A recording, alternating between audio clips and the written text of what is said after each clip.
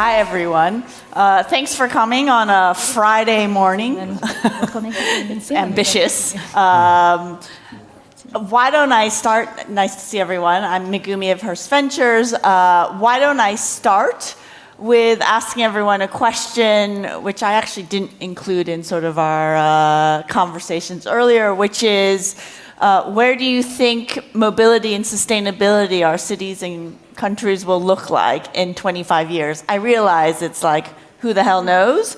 But if you can make one specific hypothesis, it's very fun to envision and go from there. In the process, if you can introduce yourselves and your company, and I think I'm going to make you stand backwards for part of the presentation, that would be much appreciated, just at the beginning, just so you can make your statement. I'll do it now, no worries. So we'll go around this way. Okay. I start. So this way or that way? Okay. Ladies first. Ladies first, Ladies please. first, thank you. Okay, so I'm Isabel Gorgoso. I work for CEPSA, and I guess that almost everybody knows what CEPSA does and the business that we were driving during the last almost 100 years. But now we are in a very important process of transition. We are changing the whole company because we have a big engagement with the climate change, and we announced last year our new strategy that is Positive Motion. And in that strategy, Positive Motion, we want to change all the mobility, and I'm leading the area of the new mobility. So for sure, I hope that in 25 years, mobility is going to be completely different. We are not going to be using fossil fuels anymore. How do you say your surname? And but who knows with what technology are we going to move? You don't know what's going to drive our... We don't have a crystal ball. So let's see. We need to be ready for everything, and that's what we are focused on. To be ready for everything. Now working a lot on electricity, on hydrogen, biofuels, but who knows tomorrow? Okay. So many bets, many places. Yeah. Thank you. Hello, everybody. I'm Manuel Muñoz. I'm head of sales and marketing and business development in Endesa X Way. We are part of Enel X Way, and our parent company is Enel. We are one of the main strategic actor players in the energy world at global level. We have pushed, I think from the beginning of the story of energy transition, we know where we want to arrive in, let's say, 20 years, okay? In 2040, we will be zero emission, we will be free emission group. And well, for the last 15 years, I've worked on strategy and making business as business developer, senior director in many countries. But I remember 15 years ago when I was in Chile, developing projects, very high projects in power with hydropower plants in the Patagonia. I started to think that this not, these projects are part of the past. Because we have to move rivers, and we have a very big impact on the environment. The story has changed a lot. Today, we are very focused on making more friendly the use of energy. Our strategy is very focused on efficiency, on zero emissions, on digitalization, and circular economy. These are the 4 pillars of our strategy to make that this energy transition happen. So, sorry, I want to ask a follow-up question, something you said. Does the company have a goal of zero emissions mobility in 20 years? No. We decided a few years ago to phase out coal power plants. So we are in the process to close these power plants. I was part of the team defining this strategy. Bold. But obviously, emission is not only coal. Yes. Okay, there are technologies. So we are working on this. We have a very clear roadmap to be zero emission by 2040. 2040. Yeah. Thank you. Hi, so my name is Yasmin Faj. I'm co-founder of GoGo Network. Contrary to Cepsa, and this, I guess nobody knows so much the company. So we're a startup that started 4 years ago, and that is focusing on transitioning, let's say, helping company transition their logistic fleet towards sustainable energy with electric and autonomous vehicles. So we work with Carrefour or Inditex, and we help them in their logistic process to think how they can get to the net zero emission target.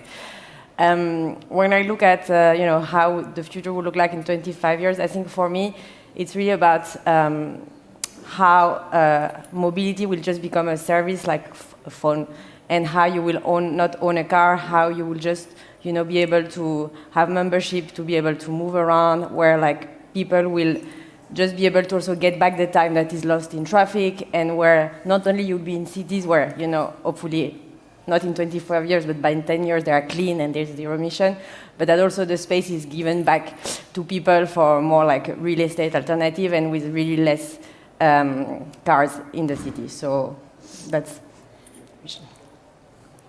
great. Optimistic. Yes, Great. you have to. you have to be. You have to, always. right. Morning, everyone. My name is actually Jorge, not Emilio. I'm coming on behalf of Emilio. I'm the Chief Growth Officer of Belka. Belka is electric mobility company. We sell motorcycle, mopeds, and e-bikes. We are currently operating in Spain, Portugal. We also have small operations in the States, Cuba, and other territories here in Europe. And I think that was quite a challenging question. It's as where we stand, I firmly believe it's quite difficult to imagine where we can be 25 years down the line, since we do not see active actions in regards to new ways of mobility, correct? Government policies, at least I'm speaking here of Spain, they are way behind other territories, which is certainly not accelerating the transition to electric mobility the way it should. That being said, when it comes to technology and zero emissions, I think 5G will represent quite a decent change, Web3 as well, all towards the journey of trustworthiness and decentralization. So certainly there is an agenda, and we see it. We're working towards that agenda, and certainly there will be cleaner cities. Okay, there's a couple points to draw on from everyone here. There's technology, there's the tough thing around regulation and policy, consumer habits, and corporate systems. Let's start with a really optimistic one, technology. You've talked about Web3, you've talked about decentralization, you've talked about various technologies that you're at play. Maybe I'll start with you because you're doing a lot of electrification and AV work. Can you talk about some of those technologies and maybe an interesting fact that's less well known, or the reception that you're getting in terms of the ability to deploy those relatively new, some not so new technologies into your product? No, so I think for me the most surprising point when we develop and we deploy AV services is more like the consumer reception. Yep. So a lot of people think, oh, AV, old people are not going to be able to use it, or AV, people are going to feel like we're replacing humans. But actually, we have deployed in Madrid and Zaragoza and in Paris with Carrefour like autonomous vehicles where people are directly interacting with like the technology, and they love it. Like they really love it. They love the way that it can just like enable them not to have to take a car, just to have like things delivered when they want. So I think it's surprising that like from all ages, this is something that I think when it's going to be at scale, it's going to be massively adopted. The biggest challenge right now is regulation. Yeah. It's very hard to get licenses to operate. We are the first one to actually have been able to operating on-road vehicles autonomously in Paris, and we have a service live that people can already order and receive like their grocery autonomously with a vehicle that goes up to 70 kilometers. But to do that, it's been like a year and a half of regulatory work. We're about to launch the same thing in Madrid, again with Carrefour in September. Again, like I think we've been working with the team for a year and a half to get a license for a couple of vehicles. So the problem for me is like if you really want this technology to be deployed, you need more push from regulation for this to happen. Okay. I think we keep on coming back to regulation, so let's go there. We were speaking earlier a little bit about regulation and policy. There have been a lot of stipends supporting electrification, right, for the consumers. Can you speak to what works, what doesn't work, and what you've seen? Well, is there anyone here from the government? Because They might be online. They might be online, right? That's a very good one. Thanks for asking. I believe in terms of regulation for the end consumer, right, we are behind, right? Just to give you an example and to put this into perspective and into numbers, right? Spain has an incentive program which is called MOVES, right? Whereby for every motorcycle, electric motorcycle you buy, you get 1,100 euros kind of incentive cashback, which is actually not a cashback, it's some money that it will eventually come down the line, right? Okay, that's very vague. Very, very. That is very vague, but that's how it is, right? So if we are, let's say, the average motorcycle, it's, let's say, 3,900 euros, and you get 1,100 euros back from the government. That's a very decent amount of money. So Yeah. if I just say it like that, It sounds everyone great. will just go and jump. You know, it's like, this is good business for us. The reality is that you get that money 12, 16, 24 months down the line. Then you need to pay taxes against that incentive When do you pay that? once the taxation cycle comes, right? So, So if I receive before the you get the incentive tax now, refund, or before you get the benefit. well, yeah, and anyhow, I mean, no one really actually knows how to proceed with all the taxes and things like that. Okay. So that's a different chapter of the story. I see. But let's say 1,100 euros in 3,900 euros, that's a lot of money, which at the end of the day makes it impossible for someone who is in the market to purchase an electric vehicle, right? And get that as a benefit. If we go to, let's say, the highest level, someone who is eventually purchasing a Tesla or any electric vehicle which is way above 50,000, 60,000 euros, well, eventually that's someone who can afford to get that incentive 24 months down the line. But if we aim to accelerate, the transition to electrification, make better ways of moving from place A to B, we need to realize that entering through the lower levels of society, right, it is essential. Yeah. Isabel, how about you? Can you talk a little bit? Are you comfortable speaking about regulation and policy and sort of Yeah. the challenges? Of course, because I think is the main challenge that we have now. There is a problem with consumers, and for sure, Yeah. we need more aids for consumers to buy an electric vehicle, or not more aids, but better organized. But also, in the operator side, we have a big problem with the permitting process here in Spain. We have a very ambitious plan to develop electric chargers in all our stations. And the problem is that we don't have the permitting to do it. So we have the investment, we have the plan, we have the places, but we don't have the users and we don't have the permitting.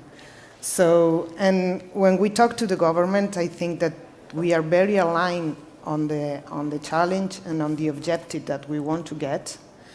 But then when you go to each administration, it's really difficult. And in our case, that we are only developing ultra-fast chargers, we need medium voltage projects. So then you have another step of difficulty.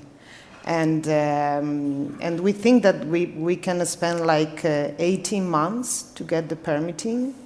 So today we have more than 30, almost 40 stations with electric chargers already installed, but we cannot use it. And that's terrible. So in our case, it's not on the money side, It's not funding. but it's on the permitting side. Yeah. Yeah, and it's really tough. I think personally, one of the interesting things from COVID, it was an awful time, but one interesting thing that was shown was with varying degrees of efficacy, but it did happen that governments showed that they were actually able to move quickly if there was a crisis. Is there that sense of momentum, or how do you get that? Manuel, I'll ask you about, how to drive. Well, I think public policies in Spain, I think is moving ahead. Obviously they are evolving, but it's not enough. And I can share with you a very clear example about it. I fully agree with my colleagues. All they said is what's happening. But this week I received a notice. Okay, we are the distribution company. Okay, the network company is gonna connect a charging point in a small village of Asturias, northern Spain, that was installed 3 years ago. Mm-hmm. So that's what is happening. Maybe it's it's not the very common case, okay? But this is happening. We invest in public charging points, and 3 years after we install it, we spend at least 6 months to install these charging points, and 3 years after, we receive the notice that this point will be operate because it's gonna be connected to the network. So, and this I think is this cannot go on in this way, because first thing is not. It's not obviously very affordable for investors, for charging operators. It's not the experience we want to have with our customers. And being honestly, this doesn't happen in many other countries around us. So, this is only a very clear example of what happened. Well, we discuss a lot with policymakers, with technicals in the ministries. But the laws we have, how the public administration is organized, doesn't help and doesn't support our process. Technology, markets, customers need that public policies run faster, and we need to find the right way with modern laws, regulations that makes investment come here to Spain instead of moving other places, because time to respond is important for them. We cannot afford to put money and 3 years after operate this asset. It doesn't make sense at all. Agility and speed, okay, and flexibility. You saw yesterday that there was news that GM is using Tesla's charging points now, has agreed to do that, and Ford did so earlier. At the same time, I believe there was news that Toyota has taken their trucking business and merged it with Daimler, or there's some MOU, in part driven by. In the first case, it was an innovative company that had the cash and the sort of power to create a charging point network and system, right? So it's competition. in the second case, this changing of the structure of Toyota and this admission that they need to be more CO2 sensitive is coming from the shareholders, active funds or investors that are essentially the pension funds pushing for Toyota to make disruptive changes. What's the equivalent happening here? Where are the sort of strengths? Part of it is consumers who love their experiences. How do you harness some of that power? Can you give some examples there? Yeah. Go with you. Yeah. Okay, so I think that we all are very conscious that that the change, we cannot do the change alone. So, for example, in CEPSA, our shareholders are the first that are pushing us to go faster and to have very ambitious objectives in our plan. Not only in mobility, because we have a big challenge on decarbonize our industry, and we are going to do it. We have the plan, and we have everything to do it, but we cannot do it alone. And for me, a very good example is here today. We have a partnership with Endesa. What maybe, I don't know, 3 years ago was something that nobody could think about it, like a fossil fuel company has a partnership with an electric company, but we know that we need to be together, and we are very aligned on the objectives, so we are working together in many fields to go to the new ambition. And we change completely our vision of the business. So it's a very good example. And like that, I think like most of the companies are changing completely, to focus on this new zero emissions goal. Yes, I mean, how are you using your consumers or other stakeholders sort of to drive change? I mean, in our case, we also operate in France that maybe have a bit more, like, let's say, like Carrefour, for instance, they have committed publicly, and it's a public company, to net zero emission by 2030. And they had like huge challenges for this year. So one of the reasons they work with us is because of that shareholder push for the same thing. Yep. I think at the corporate level as well, like Inditex, when I speak with the head of logistics, he cares about like making sure they are going into the right direction and they have the cash to do so. So I think it's also a corporate push. On top of that, the whole point about AV is that once you do it at scale, like and the technology, the cost of manufacturing and the sensors and goes to like scale, you can really get saving between 50 and 60%. So then there's also a real incentive, economic. I mean, but that should be the case, right? At the end, you want economics and sustainability to go together. So I think, of course, consumer that wants to also be involved in a service that is more digitalized, faster, and actually like environmentally conscious, but also shareholders and corporate. I mean, government, I don't want to blame. I mean, there are some cities in Spain, like Zaragoza, where the mayor is super advanced and they are doing so much for the cities. But the problem is that it's hard to work, as you were saying, like, city by city when you want to scale a product. It's not having so much power in the region. It's great for like democracy, but like for scalability of technology, it's a little bit more challenging. And in the US or in some countries where you have more scale, even by states, it's just like, I think it helps. Yeah. Consumer adoption, you were speaking about how it was regardless of age. Can you speak to me about consumer adoption and what your consumers think about? Are they aware of, should they be aware of biofuels, hydro energy, et cetera? Would you like to start as a consumer product? Well, in the consumer adoption side, I think that there's also work to do, right? And we're doing it. So electrification and the way is publicly communicated has a big challenge, which is communicated throughout the range, right? So people do get that range anxiety, and we aim to put that on top of the table and remove it, because I mean, at the end of the day, on an average working day, we do, 20, 30 kilometers at tops. And when you talk to someone, tell him or tell her, listen, it's 100 kilometers of range on your bike, and they go just bananas, right? They don't understand they can commute. And as a matter of fact, they can commute.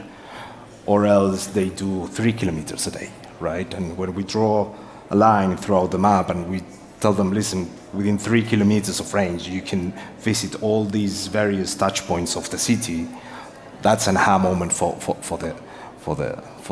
the customer, right?